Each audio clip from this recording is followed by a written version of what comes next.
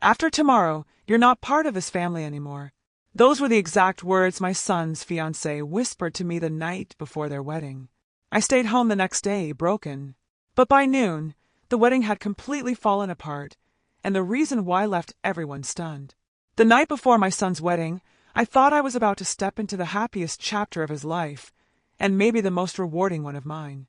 After all, I had raised him alone for 27 years, through sacrifices no one but me would ever understand. I had given up promotions, skipped vacations, and learned to stretch every dollar until it nearly tore apart. Also, my boy Daniel could grow up never feeling the weight of what we'd lost when his father walked out. To me, his wedding was not just about him marrying the woman he loved. It was proof that I had done something right, that I had raised a good man despite all odds. At least, that's what I told myself. That evening, I stopped by the rehearsal dinner venue to deliver something I'd been working on for weeks.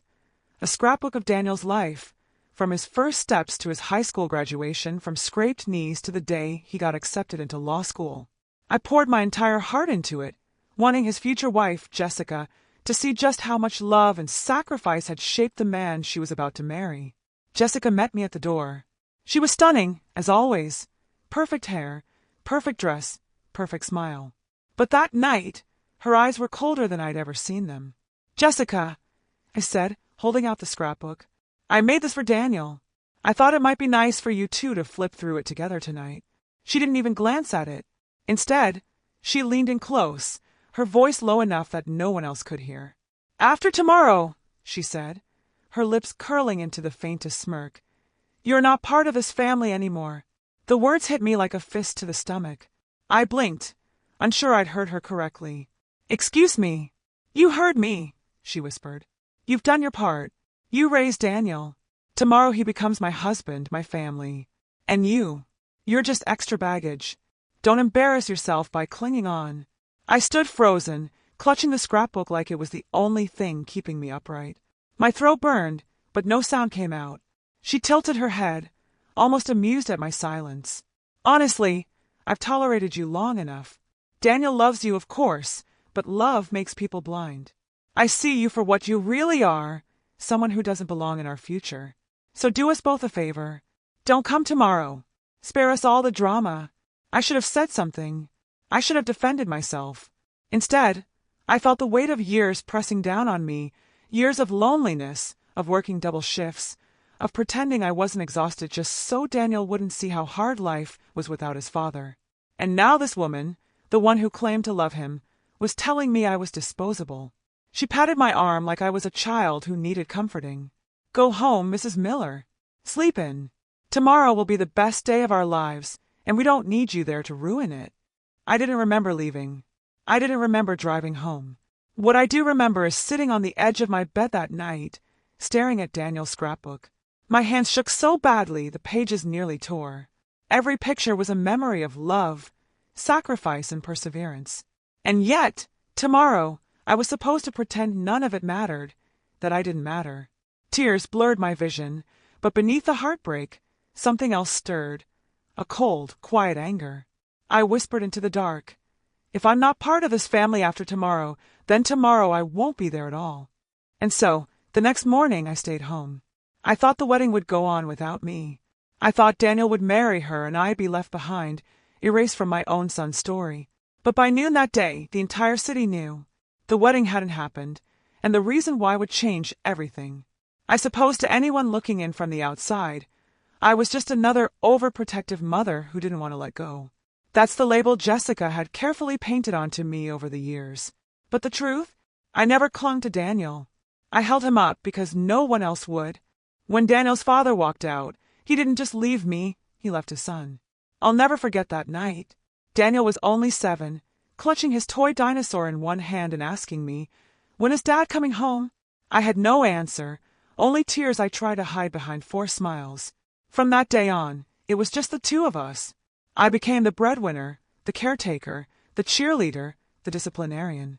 I worked double shifts at the hospital cafeteria, sometimes coming home so tired I fell asleep in my uniform. But every time Daniel brought home a gold star from school, every time he made me a crooked Mother's Day card, I knew it was worth it.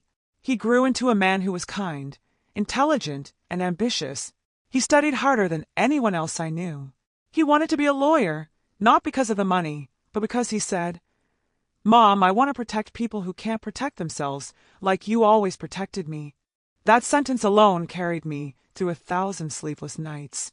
So, when he brought Jessica home for the first time 3 years ago, I wanted, truly wanted, to like her. She was gorgeous, confident, the kind of woman who seemed to light up every room. Daniel was smitten, and I wanted him to be happy. But underneath the charm, I noticed small cracks.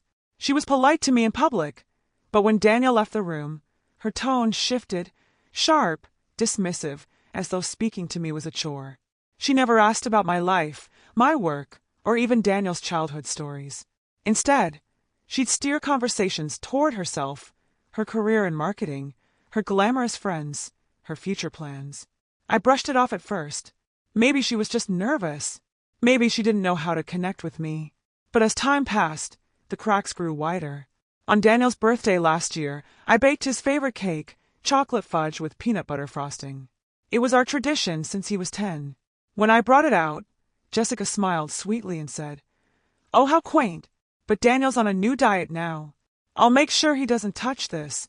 She took the knife out of my hand and set the cake aside untouched. Daniel laughed it off, kissed my cheek, and said, "Thanks, Mom. You didn't have to." But I saw the flicker of guilt in his eyes. He knew I had stayed up half the night making that cake. Still, I swallowed my pride, because that's what mothers do. Every time Jessica dismissed me, every time she undermined me, I told myself it didn't matter. She loved Daniel. That was enough, or so I tried to believe. The engagement should have been my chance to finally feel like I was gaining a daughter, not losing a son. Instead, it only widened the distance between us. Jessica took full control of the wedding planning. I wasn't asked to join a single dress fitting, not one cake tasting, not even the seating chart discussion. When I gently asked if I could help with anything, she gave me a tight smile and said, "Don't worry, Mrs. Miller. We've got it under control. You just show up looking nice, okay?" It stung, but I smiled, nodded, and bit my tongue for Daniel's sake, because that's what I always did. But the truth is, there were warning signs I should never have ignored, like the way Jessica always seemed more interested in Daniel's potential salary than his dreams, the way she rolled her eyes when he mentioned pro bono work, the way she introduced him at parties, not as my fiancé Daniel, but as Daniel, the soon-to-be lawyer. Looking back now, I realized she didn't see my son as a man. She saw him as a trophy. And the night before the wedding, when she finally spat those venomous words into my face, every tiny warning sign I had brushed off for years finally made sense. I wasn't losing my son to love. I was losing him to ambition, to greed, to someone who saw me, his mother, as a loose thread that needed cutting out of her perfect little picture. And I let her.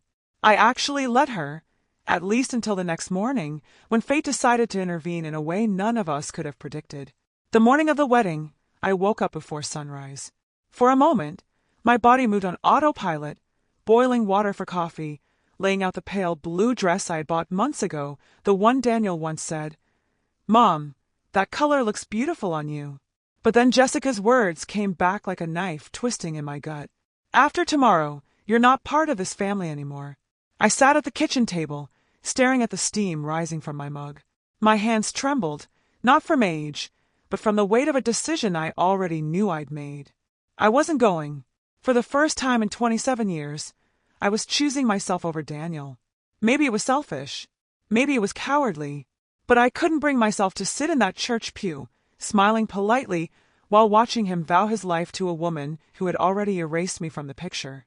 I placed the scrapbook back in its box and slid it under my bed. He wouldn't see it today. He might never see it. As the morning light spilled into the room, my phone buzzed. Messages from relatives, friends, even Daniel himself. "Mom, we're heading to the venue now. Can't wait to see you. Where are you? Everyone's asking. You're running late, aren't you?" Typical. I turned the phone face down. Somewhere deep inside, a small voice whispered, "You're making a mistake." But louder still was the echo of Jessica's smirk, her dismissive tone, her cruel certainty that I was nothing more than baggage. If that's what she wanted, I'd give it to her. By 9 o'clock, the calls grew more frantic. Daniel left a voicemail, his voice tinged with panic. Mom, where are you? Jessica says you weren't feeling well last night, but I know that's not true. Please, just call me back. Please. I pressed the phone to my chest, my heart aching. Every instinct screamed to call him, to rush to the church, to be there for the boy I had raised through every storm. But I couldn't. Not this time. At 10, my sister knocked on my door. She lived across town, but had driven over in her bridesmaid's dress when she noticed I wasn't at the venue. Margaret, what on earth are you doing? She demanded, barging inside. Everyone's looking for you. The ceremony starts in an hour. I shook my head slowly. I'm not going. Her jaw dropped. Not going? Are you insane? Your only son is getting married. I met her gaze, tears brimming in my eyes. He's marrying someone who told me to my face that I'm not part of his family anymore. She doesn't want me there, so why should I go? My sister's anger faltered, replaced by disbelief. Jessica said that? Last night. Looked me in the eye and said it. She sank into a chair, speechless. For a long moment, the only sound was the tick of the wall clock. Finally, she whispered, "Oh my God!" I nodded. I won't sit there like a fool pretending I belong. She pressed her hands over her mouth, torn between anger and pity. But Margaret, if you don't go, people will blame you. They'll say you abandoned your son on his wedding day. I let out a bitter laugh. Then let them. I've been judged my whole life. What's one more? At 10:45, I watched from my front window as neighbors climbed into their cars, dressed in suits and gowns, heading to the church. My own car key sat untouched on the counter. I didn't move. When the church bells began to ring at 11, I sat in silence, staring at the scrapbook hidden under my bed. That should have been the end of my story. A mother too broken, too humiliated to stand by her son on the most important day of his life. But by noon, the first call came. It was my sister again, her voice shaking. "Margaret," she whispered. "The wedding, it's not happening." My breath caught. "What do you mean it's not happening?" Her words tumbled out, half choked, half disbelieving. "Jessica, oh God. Margaret, you need to hear this. You need to sit down." And in that instant, I realized something I never expected. By not showing up, I hadn't ruined the wedding. Jessica had, and the reason why would rock all of us to the core. When my sister's trembling voice came through the phone, I felt my heart stop. "The wedding isn't happening," she repeated, her words sharp with disbelief. "Jessica's been exposed." I gripped the phone tighter. "Exposed? Exposed how?" "Margaret, it's complicated, but you need to hear this from me before it spreads everywhere. Daniel found out the truth minutes before the ceremony." My knees buckled. I sank onto the couch. "What truth?" She exhaled shakily. "That Jessica's been lying about everything." Later, when I pieced the story together from frantic phone calls, texts, and news that spread like wildfire among the guests, the events unfolded like something out of a bad soap opera. At 10:30, half an hour before the ceremony, Daniel had been waiting nervously in a small side room at the church. His groomsmen tried to calm him down, joking, adjusting his tie, patting him on the back. But then his best man, a childhood friend named Mark, burst in, pale and shaking. "Daniel, you need to see this," Mark said, holding out his phone. On the screen was a series of photos. Jessica, his bride-to-be, wrapped in the arms of another man. The pictures weren't old. They were from 2 weeks ago. Daniel's face drained of color. "What? What is this?" "Her neighbor sent these to me," Mark said, his voice breaking. "He thought you deserved to know before you made the biggest mistake of your life." The man in the photos wasn't a stranger. He was Jessica's boss, the one she'd gushed about endlessly, claiming he was her mentor. Daniel staggered back, his chest heaving. In that moment, the truth he'd been refusing to see came crashing down.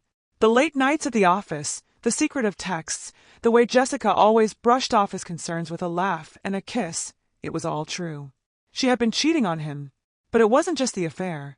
As guests began filing into the church, whispers spread like wildfire.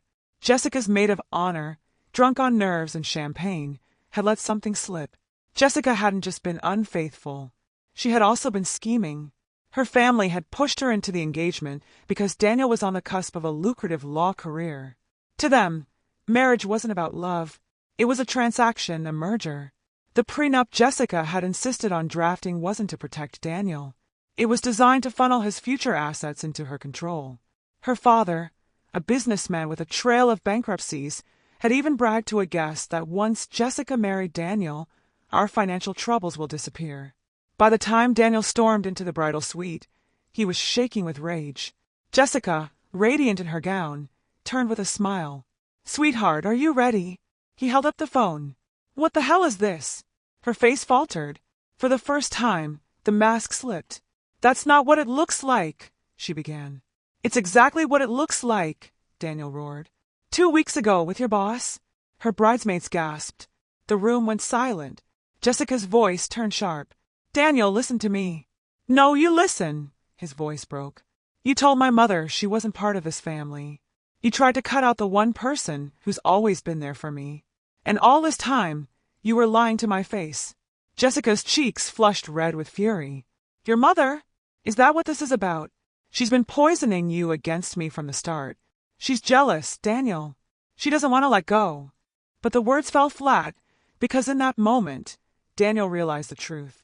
I hadn't needed to poison him against her. She had poisoned herself. By 11:15, the church was in chaos.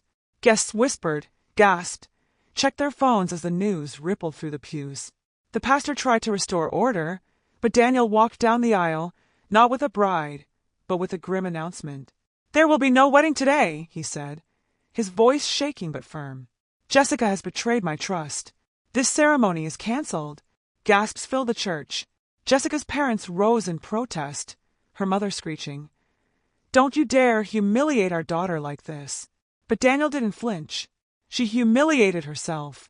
Jessica, furious, chased after him, screaming about lies and misunderstandings. But the pictures didn't lie. Neither did the whispers of her ulterior motives. By noon, the guests were filing out in stunned silence. Some shook their heads. Some muttered about wasted money and ruined plans. Others whispered sympathy for me, though I hadn't even been there. When my sister finished relaying the story, I sat frozen, the phone pressed to my ear. My heart ached for Daniel, for the heartbreak he didn't deserve. But beneath the sorrow, another feeling bloomed, vindication. Jessica had told me I wasn't part of the family. And now, there was no family for her to claim. I whispered into the phone, almost to myself. She wanted me gone. But she's the one who's gone now. That should have been the end of Jessica's story, but it wasn't, because when people like her lose everything, they don't go quietly. And I was about to find out just how far she and her family were willing to go to claw back what they thought was theirs.